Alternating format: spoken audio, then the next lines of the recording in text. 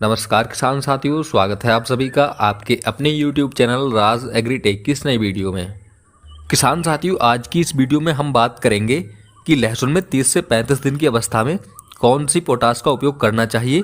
यानी कि लहसुन की फसल जब 30 से 40 दिन के बीच की हो जाती है, उस समय पर पोटास देना चाहें तो ऐसा कौन सा खाद डालें जिससे कि लहसुन की फसल में पोटास की पूर्ति कर सकें। इस वीडियो में हम इसी टॉपिक पर बात करने वाले हैं, अतः आप लोग वीडियो को लास्ट तक जरूर देखें। किसान साथियों, बात करें लहसुन की फसल के बारे में तो लहसुन की फसल में पोटास की काफ़ी ज़्यादा आवश्यकता होती है, क्योंकि लहसुन एक कंद वर्गीय फसल है और कंद वर्गीय सभी फसलों में पोटास की एक अहम भूमिका रहती है। अगर लहसुन में पोटास की पूर्ति समय समय से कर दी जाती है तो लहसुन में बनने वाला कंद अच्छा बनता है, वजनदार बनता है और हमें हमारी लहसुन की फसल से एक बढ़िया पैदावार भी देखने को मिलती है। तो लहसुन की फसल से एक अच्छी पैदावार लेने के लिए फसल में पोटास की पूर्ति समय समय पर करनी ही पड़ेगी। तो जब आपकी लहसुन की फसल लगभग 30 से 35 दिन की हो जाती है, तब आप NPK 19-19-19 के माध्यम से पोटास की पूर्ति अपनी लहसुन की फसल में कर सकते हैं।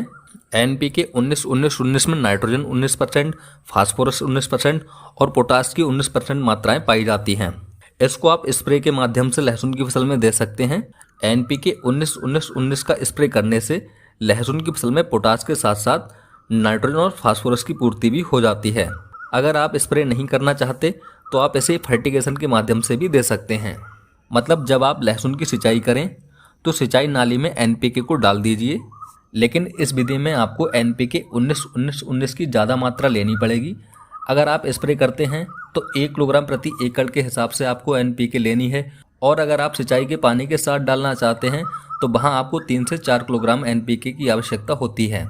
तो आप दोनों तरीके से यूज कर सकते हैं। तो NPK 19-19-19 के माध्यम से अपनी लहसुन की फसल में पोटास की पूर्ति 30 से 35 दिन की अवस्था में कर सकते हैं। वहीं कुछ किसान भाई म्यूरेट ऑफ पोटास के माध्यम से पोटास की पूर्ति करना चाहते हैं।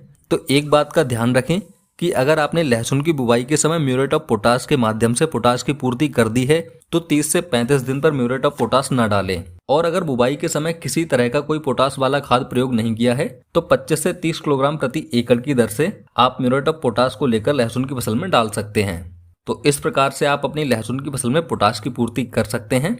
उम्मीद करता हूं कि आप समझ गए होंगे कि 30 से 35 दिन की अवस्था में लहसुन में पोटास की पूर्ति किस तरह से आप कर सकते हैं।